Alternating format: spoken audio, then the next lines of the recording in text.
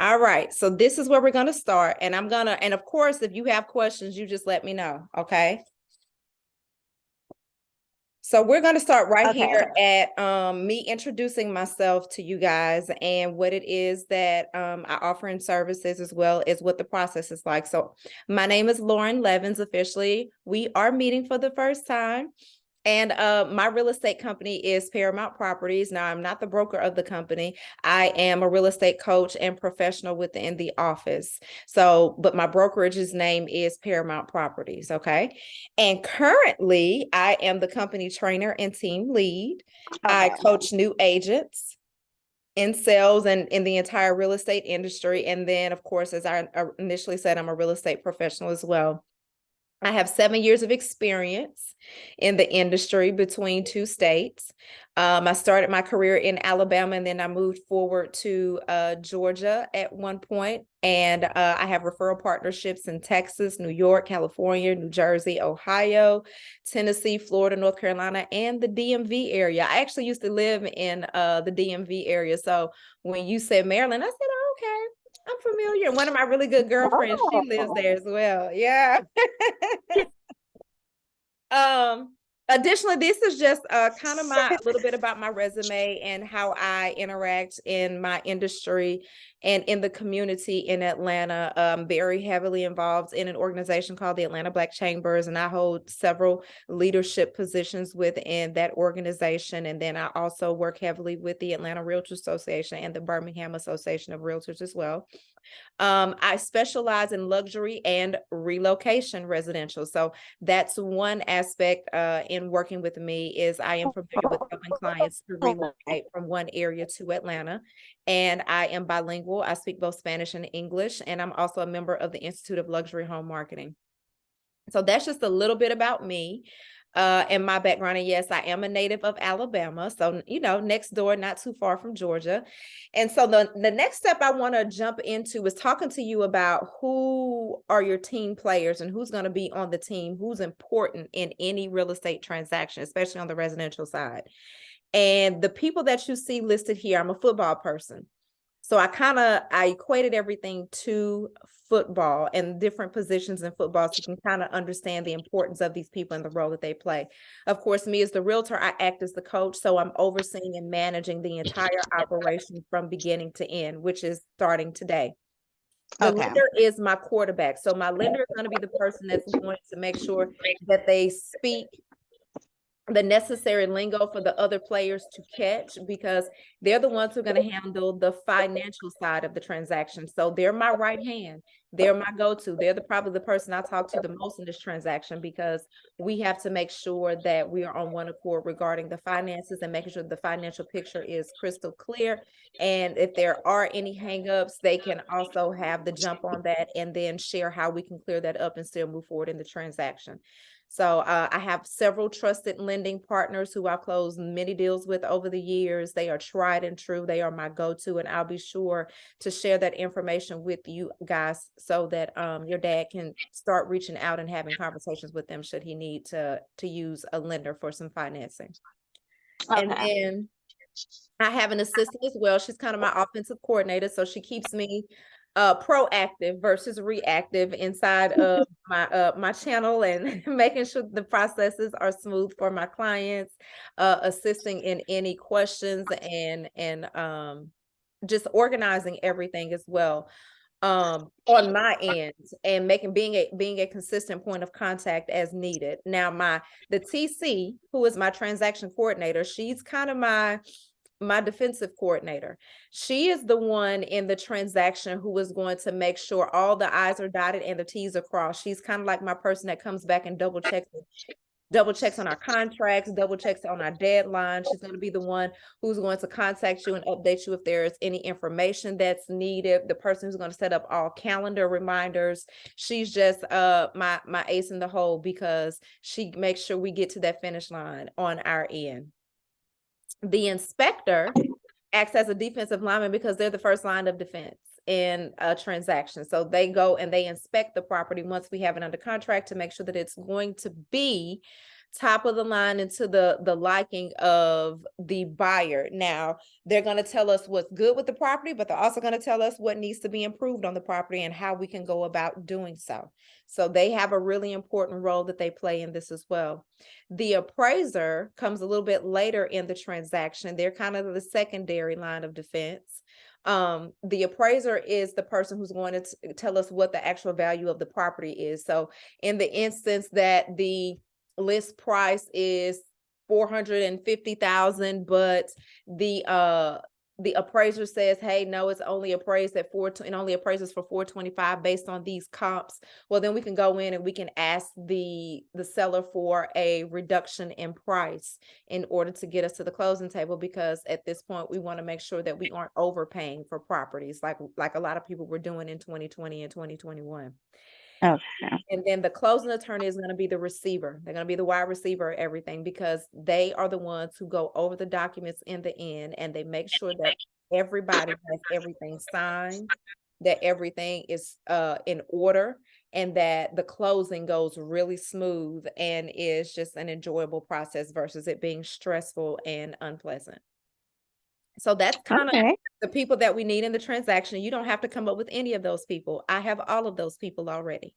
So you don't have to worry about, nor does your dad have to worry about finding anyone that I have listed here. That's why I'm here as the coach. This is my team, and I have everything under control on your behalf. You guys, on the other hand, are like the Jerry Jones of football. Well, not Jerry Jones. He's not the best example these days. But he is, you're the ones who own this transaction, right? So you're the owners. So you do get to tell me, the coach, what you like and what you don't like, what you need and what you don't need. And it's important that you're communicative in that way. I do not mind you telling me what's wrong. I do not mind you telling me what's going good. When I ask you how things are going and how you feel about things, please be upfront and be honest. That's the best tool that you guys have in your pocket that you could share with me, because if there's something that's not to your liking, I'd much rather I know about it, whether it's me or someone on my team, and it can be addressed and we can have an opportunity to fix it, instead of continuing down a path that is not pleasant for everyone. Because like I said, I want it to be on all accounts. Okay. Okay. Any questions for me at this point? No, you broke Okay. it down very nicely. Thank you. Okay, you're welcome. It's my pleasure. All right, so let's talk about a mortgage lender versus a mortgage broker. Both of them handle the financing side of the industry. Lenders typically are mortgage loan originators. They typically work for a bank or a specific company. They typically are only able to provide you the lending programs and options that their company offers. Not a bad option. Some people, regardless of how I explain this, they still prefer to go with a mortgage lender. Now, mortgage broker, and I've worked with both. I've worked with both a mortgage broker and a mortgage lender, and had success with both. The mortgage broker, however, is able to shop around 2 different programs to find the best program to suit the client's needs. So in a sense, they are able to put together a package that works best for that client versus only working with the packages that their company is able to offer.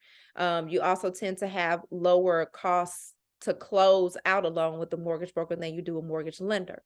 So, those are some of the things to consider as well. Either way, I do share with my clients that working with one of my preferred lenders, and that includes, the mortgage broker side, that's typically the best way to go, because I have strong relationships with these people. Of course, I'm going to give options to choose from, but I do suggest choosing from that list, because like I said, these are people I know, people I have relationships with, people that are tried and true.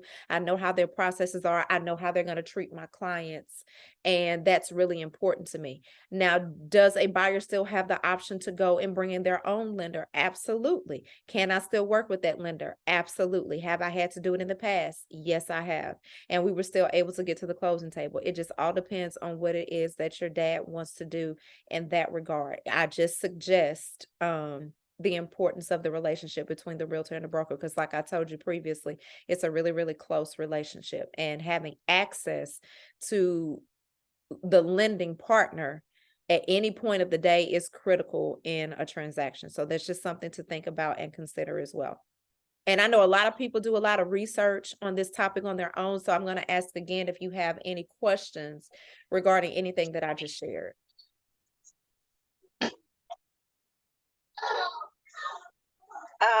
So you have preferred lenders, not preferred brokers? I have both. I have preferred lenders and brokers. Okay. And so that means you have the option to speak to one from each category if you wanted to, or speak to all of the ones that I send. I definitely only suggest most of the time not speaking with more than 2 to 3, because then it can become overwhelming and the information can get jumbled. But I'm going to definitely send you a list of my preferred partners, and you will have access to determining, you know, which ones you decide to speak with and if you guys want to work with one of them or not. And if you want me to be on the call when you speak with them, I can be on the call as well. Okay, great. Okay. Okay, so let's talk about the pre-approval side of the process and what it is. So people hear all the time in this transaction and in real estate about a pre-approval, and basically it is your ticket to go shopping. It's what the lender says, the lending partner says, hey, I will back this person at this point in time based on the information I have in purchasing this property. Okay, so that's what that pre-approval does. So we definitely have to get a pre-approval before we can start seeing properties and going shopping. And so that answers the question, do you need one before or after you contact a realtor? In my professional opinion and in my experiences, it is always best to contact a lending partner after you've spoken with a realtor, because like myself, I'm going to give you suggestions versus you having to go out here and find one and trying to figure out if you're a good person to work with or not. Okay. Okay.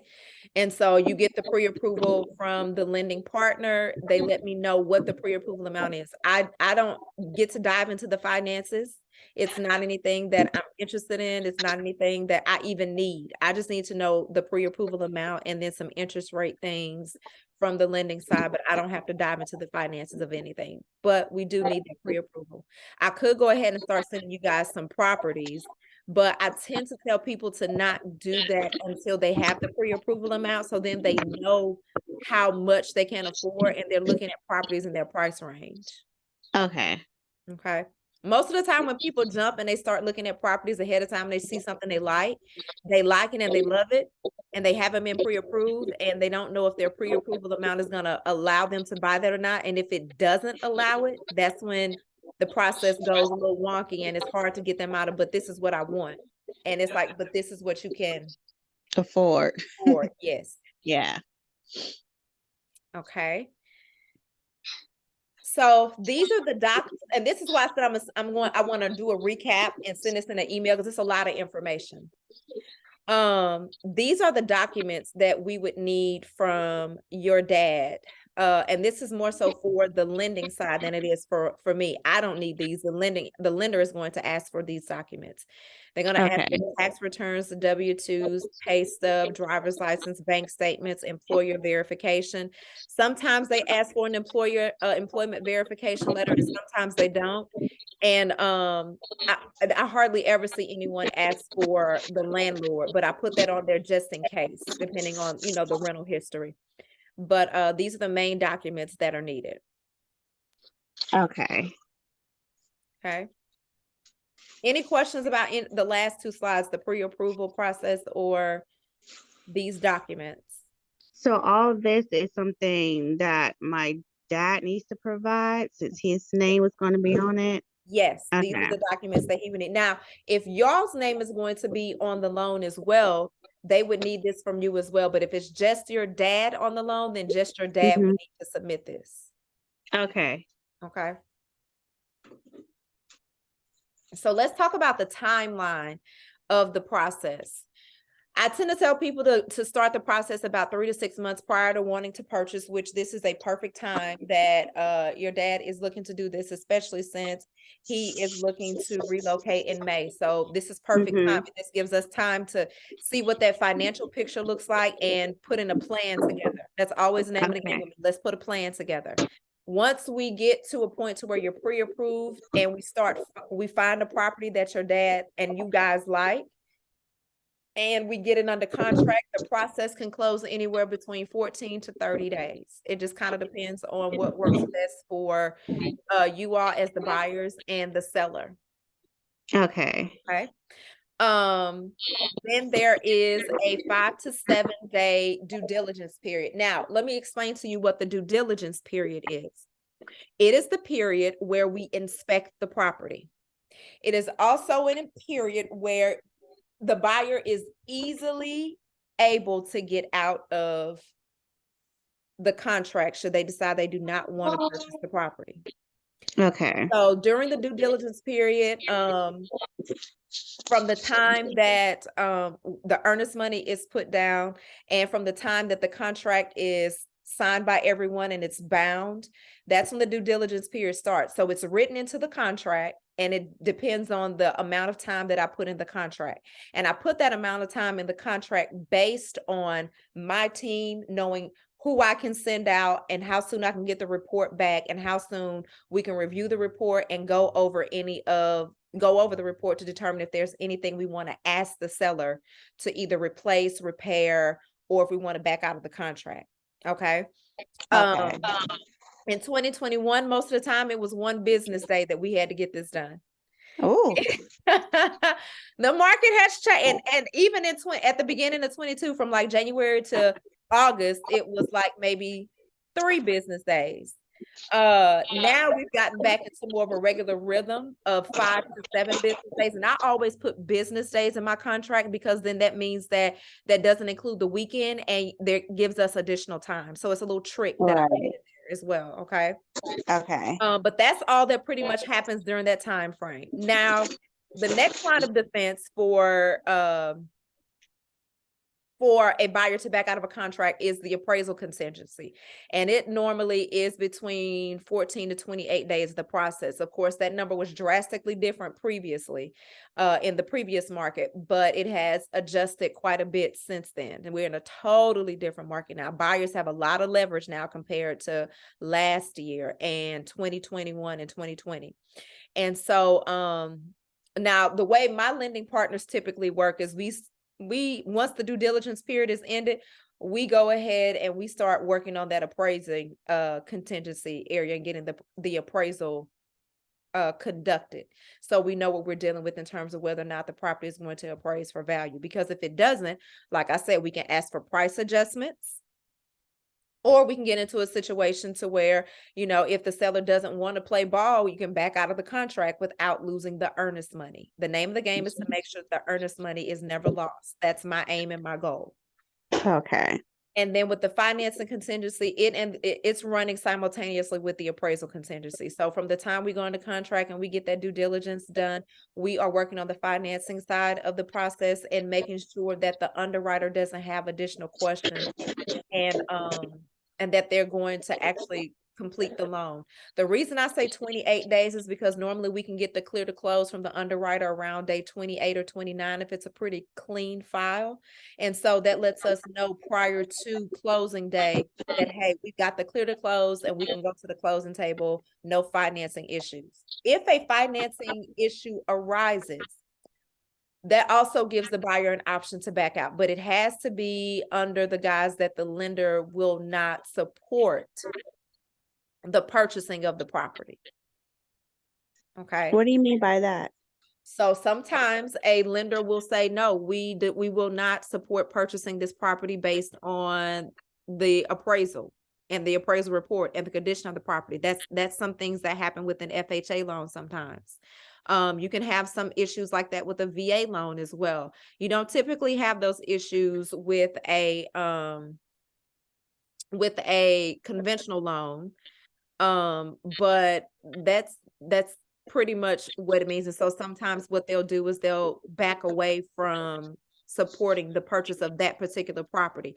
Sometimes I've also seen where the buyer was not upfront about some things, and as the underwriter went and combed through the financing and the background of the buyer in detail, it ended up being a situation to where they would not support the purchase because there were some things that they found on the buy-in that needed to be rectified, and it could not be rectified in time for closing. Sometimes what we can do, instead of losing the financing option, we can try to rectify it, and then I could submit documentation to extend the closing out, which at this point, it probably would work in our favor because properties are sitting on the market about 28 to 30 days on average now, in comparison to what Okay. they were last year when they were sitting on the market for maybe 5 days on average. So Ooh. you have a lot more. Yeah, totally different. I told you, totally different market. You have a lot more leverage now. So, but we're not going to even worry about having any financing issues. We're going to do everything we can on the front end. So once we get under contract, everything is smooth. Okay. Okay. Just to go over your timeline, the number 3 to 5, 7 days, that's for the inspector, right? That is correct. Yes. Okay. That's for the inspector. Any other So, questions about that? so do the inspector and the appraisal, do they work together? Like if the No, inspector see, oh, okay. no, they work separately. The inspector doesn't see the appraisal report, and the appraiser doesn't see the inspector's report. The inspector is working on the condition of the home. So they're gonna tell you things that are right and wrong with the home. The appraiser is looking at the value of the home. Okay. Okay. And that's based typically on the area, the comps around the property, what was last sold in that area for what price, as well as the overall structure, but they're not looking at the details that the inspector's looking at. Okay. Okay. Okay. So this is going to be the nitty gritty. This is what we get down to when we're talking about the cost. And I want to make sure I get this in because I see we're on a countdown here. Zoom's like, we're going to kick you out. The out-of-pocket cost is a very important conversation. So this is just an example and an estimate. This is not 100% accurate, okay? But I did want to provide you with an example. So say you're at a purchase price of $380,500, which is pretty much close to the average median now. The average median is around 347, 350 right about now for a home in Atlanta, your typical home in Atlanta. What happens is you have to put some earnest money down, which the earnest money says, hey, I'm a serious buyer and I want this property. That money is not given to the seller. It is given to a third party to hold in an escrow account, in a sacred account away from all other funds. So no commingling of funds. Typically, I have my closing attorneys to hold earnest money. Okay. And Okay. so the earnest money is held, and it's typically 1% of the purchase price, which is how I came up with the 3805. The purchase price is 380, 500. Then that means 1% of that is going to be 3805, and that's the earnest money. Earnest money is given to the closing cost bottom line, so it's never given to the seller unless there is a situation where the buyer needs to back out of the contract and the buyer's at fault. Then that money goes to the seller if both parties agree on it. But otherwise, the earnest money goes to the buyer's bottom line at closing. Okay. So Okay. that would be subtracted from the out-of-pocket costs. The inspection typically costs around $425. So that's the home inspection we talked about previously. The appraisal costs around $500. And then there's the down payment, which can range anywhere between 0 to 20%. Depends on how much your dad wants to put down. But we base this off of 3.5%, which is a conventional loan percentage. And that's, based off of really good credit, excellent credit, especially now interest rates are at about 6.7%. So there's right under 7% interest rates right about now. But this is based on 3.5% interest rate. So down payment money would be $13,317.50. And I was able to get this number. I did 3.5% of the purchase price. So that's how I was able to get the number $13,317.50. Okay. And then closing costs range between 3 to 5% of the purchase price. Again, this depends on the loan type. We're going to say that it's based on 3% here, and 3% of the purchase price gets you $11,415. And so if you calculate the earnest money, the inspection, the appraisal, the down payment, and the closing costs, you come up with an estimated out-of-pocket cost of $25,657.50. Now, here's the great thing about the market that we have right now. The closing costs, you have sellers who are giving what we call concessions again. They are doing repairs. They are giving money towards closing costs. They are right. So they're jumping through hoops now that for about 2-3 years they refused to do, and they didn't have to do because the market was completely in their favor. But now we're in a position to where we can negotiate quite a few things that we couldn't previously. So just because we're saying that the closing cost is this amount doesn't mean that that's going to be the case. Depends on the type of seller that we're working with. But I like to tell my clients up front what these numbers look like so they can prepare accordingly. Okay. Do you have any questions? No, I could think of. I know it's a lot. I told you it was a lot of information. You see why I said I wanted to make sure I emailed this to you guys? Yeah. It's a ton of info, a ton. And I'm going to put this, I'll send you the link. I have to upload it, but I'm going to make sure I upload this presentation. So if your dad wants to actually view this himself, he can see it that way as well. So you'll get a recap in writing an email, but then you guys will have an opportunity to go back and review this again. And then if you have any additional questions, that's what I'm here for. I do not mind questions. Please don't ever feel like you're bothering me. I am here to answer your questions. That is why I want to work with you. I want to make sure the questions are answered. I want to make sure that the relocation is smooth. And I want to make sure that you guys feel comfortable and confident in my team's services as well as my services. Okay. That makes me feel good. Good, good. Yeah, I'm very big on customer service. I'm old school customer service. This new school customer service, they can keep that. Right. I don't like that, but yes. Do you like, what is your working hours?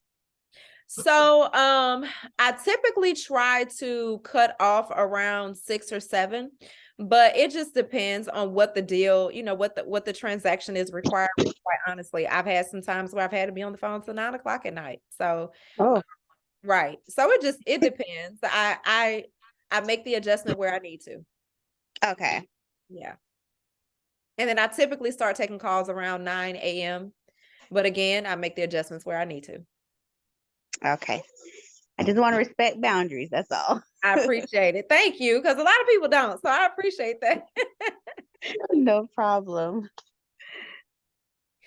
Okay. Did y'all have anything else that you can think of right this second? No, we don't have any questions. I think, like you said, I have to talk to my dad and try to figure out the pre-approval process. Okay. So we know like what we can actually start searching for and if we need to narrow our search or expand it. Okay. Because I don't want to like give you like, yes, we're looking for something roughly 350 in this neighborhood when we don't know yet. Right. So right. yeah. Yeah, that is the most important part of the process. And I'll tell you this, one of my lending partners, they actually are able to do a pre-approval without having to pull your credit. So that's something to consider as well. Right. So then the credit is not affected until yes. So I'll make sure, I share that with you guys. And like I said, I'll send a recap and I'll send a video link so y'all can have access to all of this. Okay. Okay, I have a question for you too. Okay. I know my dad was he was thinking about redoing his current home in Maryland, trying to put it on the market. Okay. And I don't know if he went through the same process or if he had to do, or if, I don't know. I know he was doing stuff up there. I don't know if he's trying to find another home up there or sell his current home. But if he already have his pre-approval for someone else, can we send that to your lender or do they need to redo the whole process over? It would depend on when he last received it, because they're normally only good for so long. Okay. So, well, I'll get with you on that in the email. I don't